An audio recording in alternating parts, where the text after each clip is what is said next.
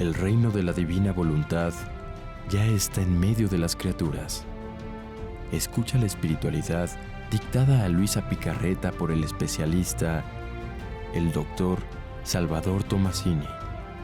Aquí, por Mundo Católico, construyendo la civilización del amor.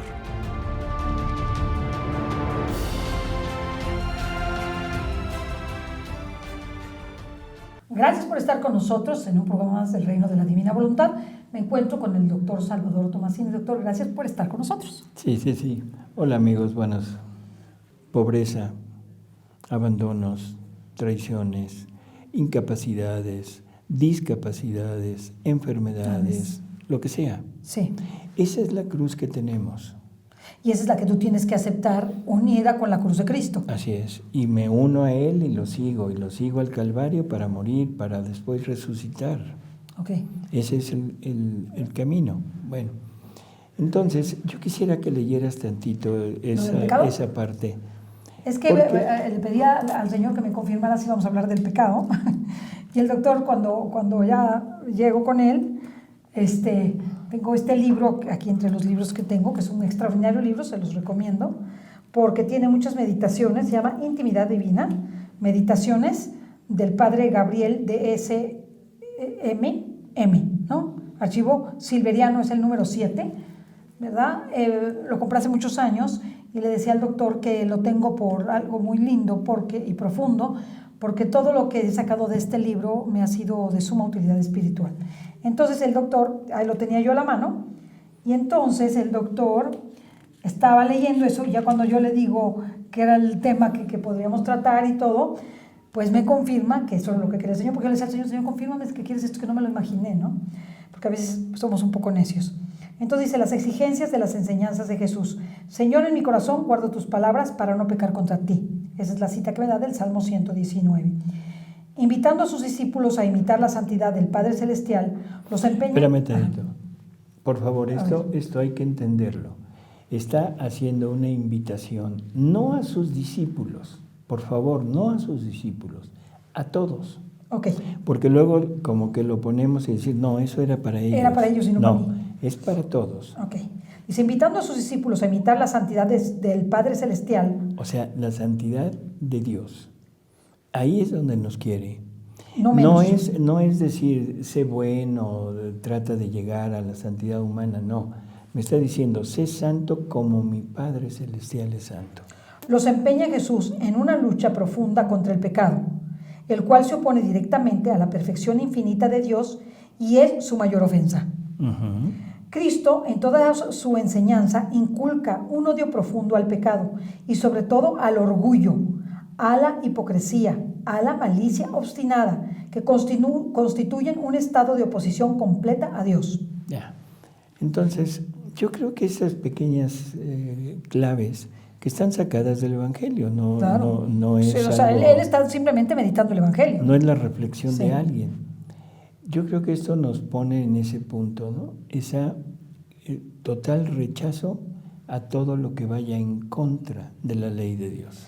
Y luego dice lo siguiente, Cristo, por eso, o Jesús por eso, tan misericordioso con los pecadores, lanza palabras de fuego contra los fariseos, que es lo que nos pasa a nosotros ahora.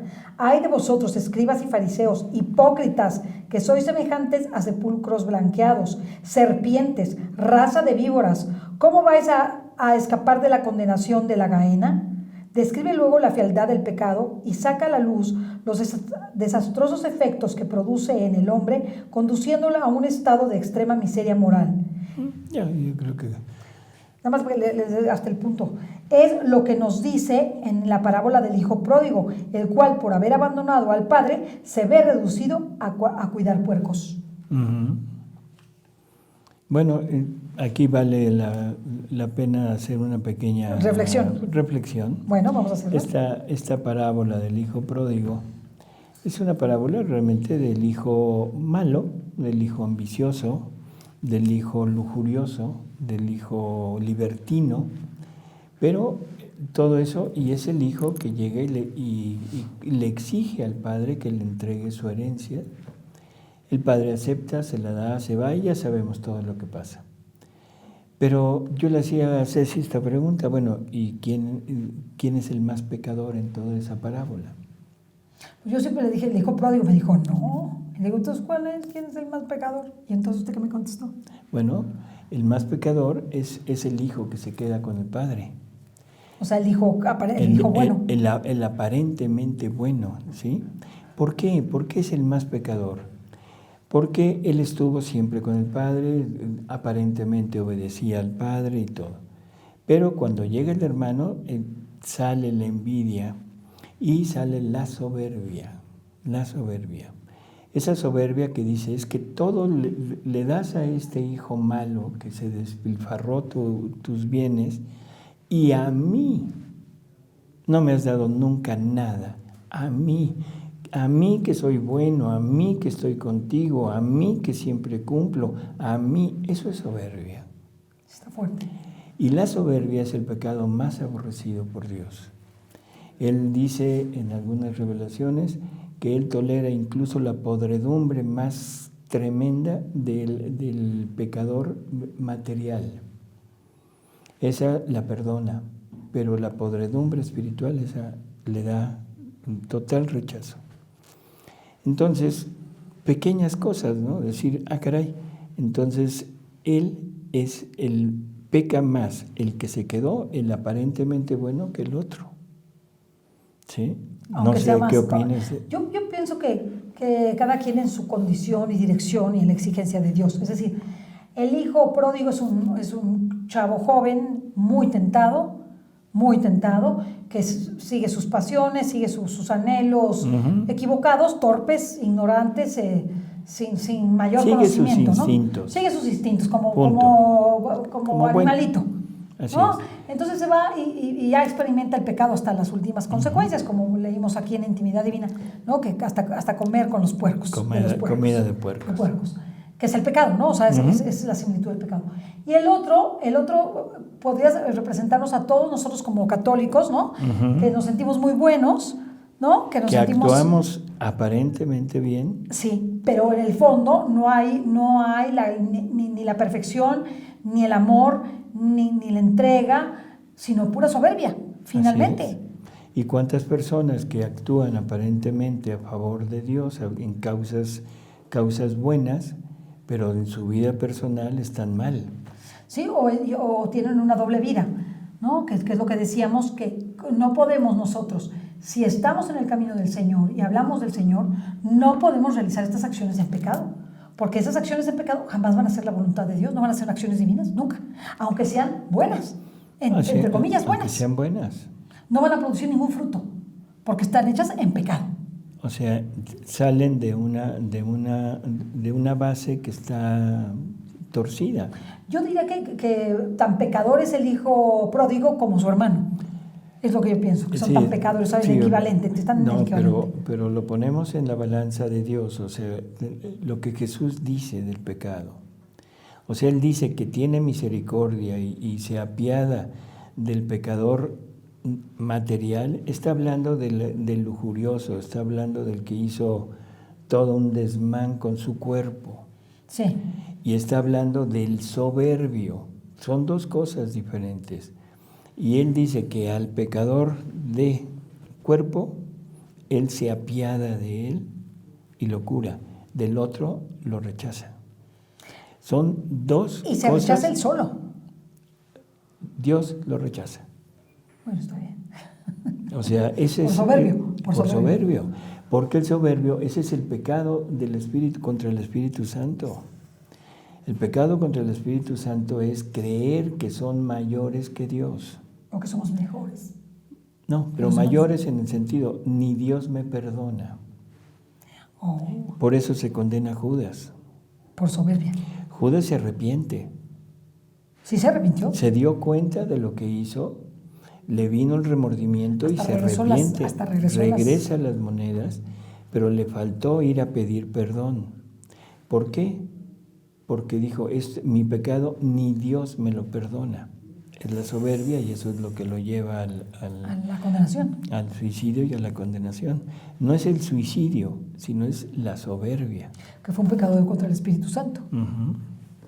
Así que bueno, Entonces, para la santidad humana tenemos todo este camino de virtudes, camino de mortificación, camino de abandono, camino de desapego de todo lo nuestro.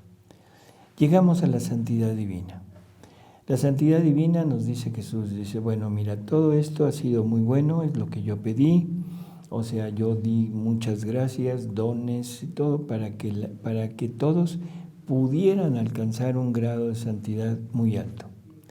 Pero ahora quiero esto, ahora quiero la restitución, quiero restituir al hombre al punto de origen que es la santidad divina. Y para eso deben entender que es un intercambio de vida, Ahora el hombre me da su vida y yo le voy a dar la mía para que viva con ella, para que mi vida sea como su alma. Y entonces todo lo que el hombre haga,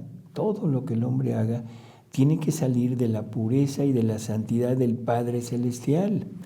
Sean santos como mi Padre Celestial es santo. Okay. Entonces, en ese punto debemos entender que no puede haber el más mínimo mancha. No importa si es pecado venial, polvito, así nada más. No, estamos hablando de perfección. Estamos hablando de santidad divina. Claro. Estamos hablando del Padre Celestial, que es el que está fungiendo como mentor de aquella vida. Así que aquí no podemos tener esa combinación que tenemos en lo humano. Y tú me das tu vida, o sea, me das todo lo que eres, me das todo lo que has hecho, me das tus deseos, tus anhelos. Por eso es el desapego, por eso es el abandono. Y nosotros preguntamos, bueno, ¿y qué va a hacer con mi vida? Muy sencillo, es Jesús quien la tomó desde hace 2000 años, la lleva a pagar lo que debe en cuanto a pena, la culpa, o sea, el sufrimiento, las espinas, los flagelos, los clavos, la cruz, todo. La pobreza, la traición. Todo. Y luego la va a depositar en el sepulcro. De Él. Para eso quiere mi vida. ¿Para poner en el sepulcro de Él? Claro. Él me mata a mí y mata a cada uno de nosotros. Ahora sí ya entendí. Eso nos lo dice San Pablo. No, pero está impresionante. Eso nos dice San Pablo, que fuimos muertos, fuimos enterrados con Cristo, pero también nos dice que fuimos resucitados en Cristo y que si ahora ya resurgimos en Cristo, justo es que no vivamos para el mundo, sino anhelemos las cosas del cielo, que aprendamos a vivir vida de cielo. Eso es lo que Jesús nos está queriendo enseñar en el libro de cielo, en los escritos de la divina voluntad. Le quiero preguntar una cosa. ¿En qué beneficia? O sea, entiendo esta fusión y este intercambio de vidas en donde yo asumo la vida de Jesús y Jesús asume la mía, en pocas palabras. Pero ¿en qué le beneficia a Jesús en las acciones cotidianas? Porque puedo entender que pues hay acciones muy cotidianas, muy simples, como sería barrer o ir al baño o comer, y acciones grandiosas como ayudar a un enfermo, cuidar a una persona con problemas o viejita, en fin, ¿no? O sea, como que hay niveles de esas acciones. ¿En qué le beneficia a Jesús el que yo como en divina voluntad, el que yo camine en divina voluntad? Que parpadees. El que parpadee, el que ronque en divina voluntad. ¿En qué le beneficia? Bueno, o sea, volvemos al punto que hablábamos al principio. Dios es unidad. Sí. Dios no se puede dividir, ¿de acuerdo? Uh-huh. Bueno, por lo tanto, cuando Dios se mueve todo Dios. Sí. ¿Sí o no? Sí. Claro. Bueno, si se mueve todo Dios y en un acto de criatura, en un parpadeo de criatura, se mueve todo Dios ahí porque está poniendo su voluntad y la criatura está queriendo mover ese todo de Dios en su acto, ¿qué resulta? Pues que ya no es un parpadeo normal. Bueno, sí, ya no es un parpadeo normal, es un parpadeo ¿qué? Divino. ¿Y eso qué quiere decir? Pues que tendría que tener un efecto divino. Que se movió todo Dios ahí. Wow. Por lo tanto, ¿Qué resultó? Que se multiplica la vida divina ahí, en ese parpadeo. Oh. Entonces, es un parpadeo que para el hombre es una acción trivial, pero para Dios, poniendo todo lo que Él es ahí está multiplicando su propia vida y está viendo una vida divina que resulta de aquel acto. Entonces quiere decir que cuanto más tengamos esa vida divina, las acciones cotidianas se vuelven extraordinarias. Claro. Se vuelven divinas. Se vuelven divinas. Ok.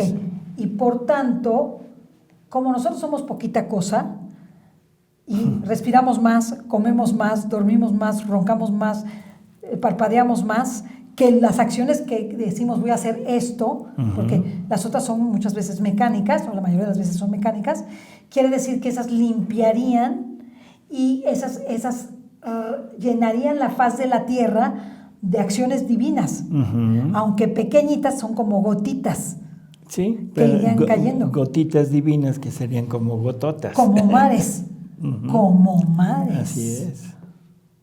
O sea que con lo más pequeño, por eso las monjitas se la pasan, unas que nada más tejen tiqui, tiqui, tiqui, o cultivan o hacen cosas muy sencillas. Así es. Esa es la razón. Probablemente esa es la razón, ¿verdad? Por eso, o sea, estamos hablando de vivir en la divina voluntad, estamos hablando de Luisa Picarreta para acá. Sí. Estamos hablando de que Dios se mueve a través de los actos de la criatura. Estamos hablando de que esa criatura moviendo a Dios, multiplica, duplica una vida divina, duplica todos los efectos, todos los logros de la vida de Jesús aquí en este mundo. Y para aquellos que les resulte esto así como escandalizante, por favor vayan y lean el Catecismo de la Iglesia Católica en el 521, donde nos lo dice tal y como lo estamos diciendo. O sea, punto. No es nada nuevo. Es nuevo en el sentido de que no conocemos el Catecismo, no lo hemos analizado, no lo hemos pensado. Y entonces es un artículo más del Catecismo y listo. No, es esto lo que está diciendo.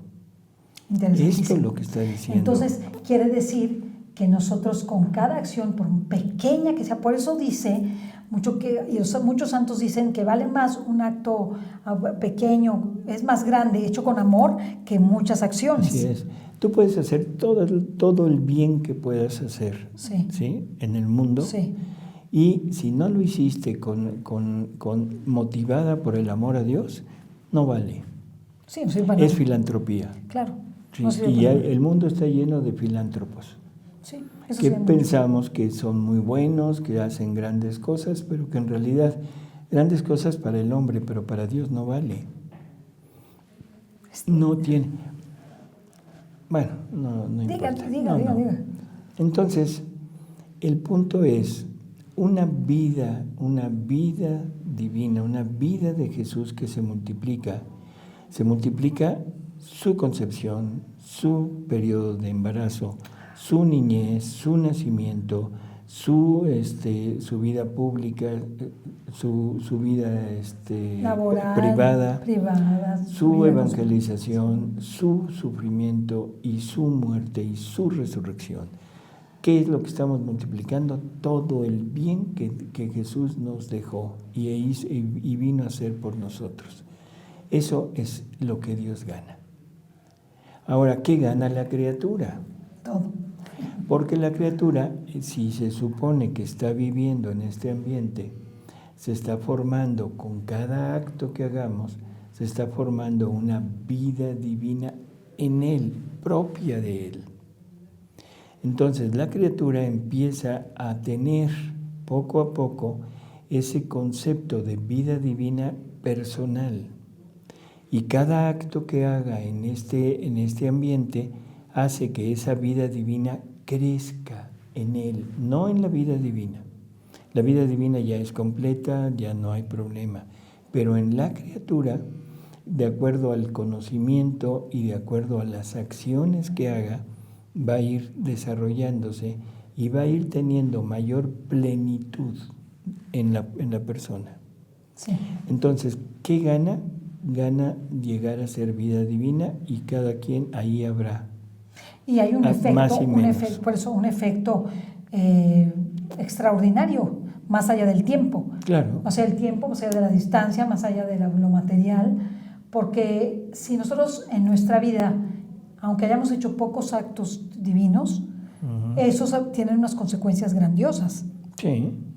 Hay un autor, dentro de estos mismos autores de la vida espiritual, Fernández Carvajal, que tiene como 10 tomos de un libro que se llama Hablar con Dios, que viene una meditación para cada evangelio y cada día de la semana, según los tiempos de la iglesia, y también tiene dentro de sus tomos un tomo que se refiere a las fiestas de la iglesia. Entonces, y que las medita. Dentro de esta meditación, a mí algo que me sobrecogió fue que Dios da efectos extraordinarios a las acciones de los santos que realizan conforme a su voluntad. O sea, les da efectos extraordinarios. Por eso podemos pensar, por ejemplo, no sé, a mí sí me gusta mucho meditar sobre Santa Cecilia, porque yo decía, porque es patrona de los músicos, ¿no? No será porque se llama igual. Bueno, porque se llama igual, pero me gusta mucho porque descubrí que a través de esa meditación que él hace, Fernández Carvajal, que Santa Cecilia se convirtió en patrona de los músicos, no porque tocara bonito, sino porque cuando ella iba caminando para casarse con el que no se quería casar, ¿no? con Valeriano, ella dijo, soy tuya, soy tuya. O sea, porque sabía, ella ya le había prometido el ángel, ¿verdad? Un ángel que se le había aparecido, su ángel de la guarda, que no la iba a tocar, que Valeriano no le iba a tocar, le había prometido eso, y entonces, porque la habían obligado a casarse, y en la marcha nupcial, o la música nupcial, ella dice, Señor, soy tuya, soy tuya. Y esto le valió, esta acción tan pequeña, porque es muy pequeña y muy sencilla, profunda, pero sencilla, le valió ser la patrona de los músicos y de los artistas de todos los tiempos. O sea, es algo guau. O sea, entonces, si esto pequeño que hizo Cecilia le dio ese grado de santidad tan grandioso para poder soportar el martirio que soportó, una cosa terrible, más convertir a su esposo, convertir a su cuñado y a muchos más, con el martirio de todos, y hacer de ese acto, que yo creo que fue el acto más grande que hizo a lo mejor en Divina Voluntad, ¿no? No, en Divina Voluntad no. Entonces, o ¿cómo sea, dice? en el sentido que lo estás queriendo poner, no, porque vivir dentro de la Divina Voluntad y que la Divina Voluntad actúe a través de ti, es de Luisa para acá. Aun cuando ese acto haya sido... Aún como quieras, ¿sí? Es un acto en conforme a la voluntad de Dios, o sí. sea, obedeciendo, conformándose con la voluntad de Dios y todo, pero Dios actuando en ella, no. Okay. O sea, eso que quede muy sí. claro y que quede muy el claro. Efecto? Espérame, que quede muy claro para todos. Vivir en la divina voluntad es un don que Dios establece a partir de esta revelación. Okay. O sea, igual que la redención. En los santos anteriores a Jesús fueron todos los santos que hayamos querido, incluso San José. O sea, la santidad de San José no se discute. Pues claro. Sin embargo, no pudo entrar al cielo. Y eso, hay testimonios de santos que han visto el momento en que Jesús baja al seno de Abraham y sale de ahí y han visto a San José salir de ahí. La Virgen en los escritos de Luisa habla de que el querido San José sale en el momento del seno de Abraham, en el momento que Jesús baja. O sea, no importa lo que hayan hecho, mientras no se tenga el don de la redención, no pueden entrar. Entonces, ¿cómo le llama el acto realizado? Espérame tantito. Sí. Entonces, ahora, vivir en la voluntad de Dios es un don que se quiere dar nuevamente. Okay. Y de Cristo hasta esta revelación es unido a la voluntad de Dios. Y por favor, lean el Catecismo otra vez, el 260. Sí. Léelo, Ceci. Sí. Donde nos dice que la finalidad última de la economía divina es la unión perfecta de la criatura con la Santísima Trinidad, Muy bien. con el Padre, con el Hijo y con el Espíritu Santo. Dice, y luego dice, pero desde ahora, o sea, como dice, esto es la finalidad última, pero como no está todavía, entonces dice, pero desde ahora estamos llamados a ser habitados por la Santísima Trinidad. Ok. O sea, una cosa es estar habitado por la Santísima Trinidad, enorme, o sea, no estoy diciendo no estoy minimizando, ¿sí? Sí, claro. Pero sí quiero que quede muy claro, son dos cosas diferentes. Entonces, Dios da gracias y ese acto de ella se extiende y logra una ¿cómo diríamos? Un patronato. Sí, un patronazgo. Un patronato, Tiene un efecto, o sea, claro. en todos los tiempos. Pero un acto en la divina voluntad, Lograría mucho más que eso. Claro, tú ahorita le dices a Jesús, Señor, y lo dices dentro de la voluntad de Dios y lo dices con el amor divino. Sí. Y dices, Señor, te amo. En ese momento, tú te amo se pone en la eternidad, no en el tiempo, porque la divina voluntad es eterna. Por lo tanto, ese te amo está desde que Dios es Dios, o sea, desde siempre hasta siempre. Nunca terminará. Y entonces cruzó el tiempo hacia adelante y hacia atrás. Así es. Dios nunca ha estado sin ti. Nunca ha estado sin tú te amo. Y ese es el punto. Esto es algo que a mí me gusta decirlo, porque yo creo que nunca hemos pensado. O sea, Dios es el culmen, Dios es lo máximo, y nos dicen que la obra maestra de Dios es el hombre. ¿Sí? El hombre, y en el punto entendido que el hombre es Jesús, no nosotros. Nosotros somos imágenes de Jesús. Bueno, entonces nos dicen que el mundo y la creación tiene N número de años, no importa cuántos. Y yo te pregunto, ¿cuánto tiempo o cuántas eternidades se pasó Dios sin su obra maestra? Ay, no sé, muchísimo. Si todo tuvo un principio, antes de ese principio, ¿Dios estaba solo? No, bueno, estaba con el Hijo y el Espíritu Santo. Sí, nada más que entre los tres conforman al único Dios. Sí, ¿Estaba solo? ¿Estuvo solo? ¿Cuánto tiempo? No sé, yo creo que mucho tiempo. Sí. Pero para Dios es un eterno presente. Ahí es el punto. Es un eterno presente. La eternidad no es duración de tiempo. Es un presente. Es un presente eterno. Así es. Y si es un presente eterno, tú te amo, puesto en la divina voluntad, es eterno con Dios. Dios nunca estuvo carente de tu amor. Nunca estuviste ausente de Dios. Todos estuvimos presentes con Dios desde toda la eternidad. No físicamente, que se entienda. Sí, claro. Así que... Por eso Él te ha amado con amor eterno y por eso me reservé gracia para ti, que dice la Escritura, efectivamente. O sea, el amor eterno que nos ha tenido presentes con Él siempre. Siempre. Entonces, ya para abreviar, porque creo que el tiempo... No, todavía nos falta bastante. Nada más, lo único que me gustaría es puntualizar, esa acción que hizo esa Santa Cecilia, ¿cómo se cataloga? ¿Se cataloga como una acción hecha conforme a la voluntad de Dios? Sí. Tal cual, pero no en divina voluntad. No en divina voluntad, Okay. como nos lo pone ahora. Ahora como Luisa. Recordemos que la voluntad de Dios puede actuar de manera permisiva, querida, ordenada y obrante.